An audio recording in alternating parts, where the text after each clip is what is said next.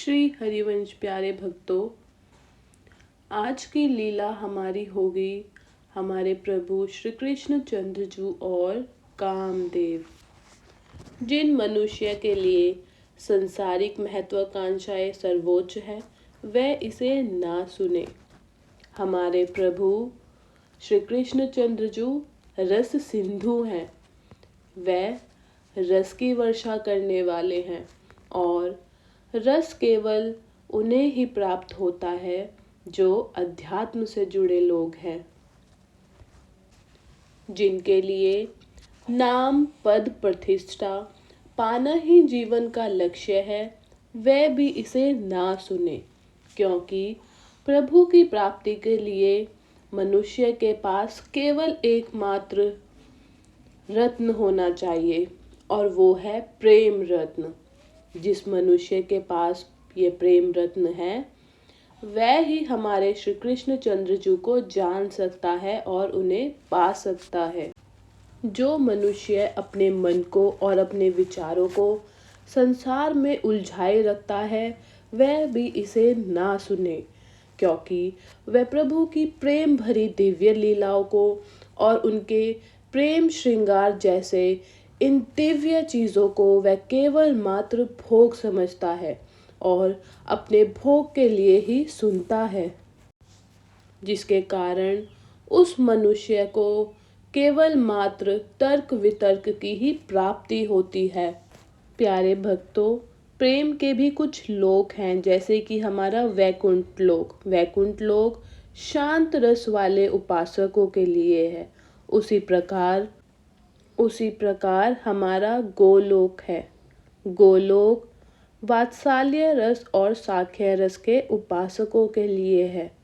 गोलोक से भी ऊपर हमारा निकुंज लोक है, जो कि यहाँ पर पुरुष का प्रवेश वर्जित है। पुरुष यानी अहंकार। ये विशुद्ध प्रेम लोक है और विशुद्ध प्रेम लोक में अहंकार की तनिक भी संभावना नहीं है। यहाँ से हमारी लीला का आरंभ होता है। कामदेव जो कि वासना से भरा रहता है। कामदेव कहता है, मुझे कोई नहीं हरा सकता, मैं सबसे ज्यादा शक्तिशाली हूँ। ब्रह्मा को मैंने नचाया, शंकर ने भले ही मुझे भस्म कर दिया हो, लेकिन मैं तो बिना देह में, मैं तो बिना शरीर के रहने वाला हूँ। मैं तो शक्ति से भरा हूँ, क्योंकि मैं मनुष्य के मन में वास करता हूँ। मेरे पिता का नाम मन है। कामदेव के अहंकार को चोट पहुंचाते हुए देव ऋषि नारद जी कहते हैं, लेकिन भगवान श्री राम के सामने तुम्हारी दाल नहीं गली। राम इस शब्द को दोहराने लगा था कामदेव। अहंकारी कामदेव जवाब देते हुए सीता मैया के लिए कहता है, जब कोई एक पतिव्रता धर्म का पालन करके ही बैठ जाए तब मैं कुछ नहीं कर सकता। कामदेव कहता है, हमसे कोई नहीं टकरा सकता, हम सारे जगत को एक इशारे में नचाते हैं। कामदेव नाम है हमारा। और अब समय था युद्ध का। युद्ध किसका? युद्ध प्रेम का और अहंकार का। देवर्षि नारद युद्ध चाहते हुए कामदेव से कहते हैं, इतना अहंकार तुम्हें शोभा नहीं देता कामदेव, क्योंकि देवर्षि समझा नहीं रहे हैं, वह उन्हें लड़वाना चाहते हैं। अच्छी खासी लड़ाई अब होने वाली थी, जिसे पूरा ब्रह्मांड देखेगा। कामदेव कहता है, मेरा अहंकार तोड़ने वाला इस जगत में कोई नहीं है। अगर कोई है तो देवर्षि नारद तुम मुझे बताओ। देवर्षि नारद कहते हैं, चलो मेरे साथ, आज ही मिला देता हूँ मैं तुम्हें हमारे भूमा पुरुष से। इतना कहकर चल पड़े देवर्षि नारद। कामदेव उनके पीछे पीछे चल रहा है। यूं तो भगवान नारायण से भी युद्ध कर चुका है कामदेव, लेकिन भगवान नारायण का नाम सुनते ही कांप उठता है कामदेव, क्योंकि नर नारायण बद्रीनाथ में तपस्या कर रहे थे और उसी दौरान कामदेव ने अपनी सारी शक्ति लगा दी, बड़ी बड़ी अप्सराओं को नचवा दिया, लेकिन हमारे नारायण की तपस्या भंग नहीं कर पाया। और इसी दौरान नारायण ने अपनी आंखें खोली और कामदेव को देखते हुए उन्होंने एक मुस्कुराहट दी और बड़े प्रेम से उन्होंने अपनी जांघ पर हाथ मारा और एक अत्यंत सुंदरी प्रकट हुई जिसका नाम था उर्वशी। भगवान नारायण कामदेव से कहते हैं, क्या तुम्हारे पास एक भी ऐसी अप्सरा है? नहीं। और उस अत्यंत सुंदर उर्वशी अप्सरा को ले जाने को कहते हैं। कामदेव को हार माननी पड़ी, क्योंकि जो प्रभु अपने शरीर के अंग से ऐसी सुंदरी अप्सरा को प्रकट कर सकते हैं, उससे कामदेव भला कैसे जीत सकता था। आज कामदेव गोलोक का दर्शन करने वाला था, गोलोक जो कि प्रेम की भूमि है। गोलोक पहुंचते ही कामदेव दिव्य गोलोक के दर्शन कर रहा है। कामदेव आज चकित है। जय हो श्री गोलोक बिहारी सरकार की। और देवर्षि नारद जी जयकार कर रहे हैं। दिव्य सिंहासन है और उस दिव्य सिंहासन पर हमारे मोर मुकुटधारी विराजमान हैं और मंद मंद मुस्कुरा रहे हैं।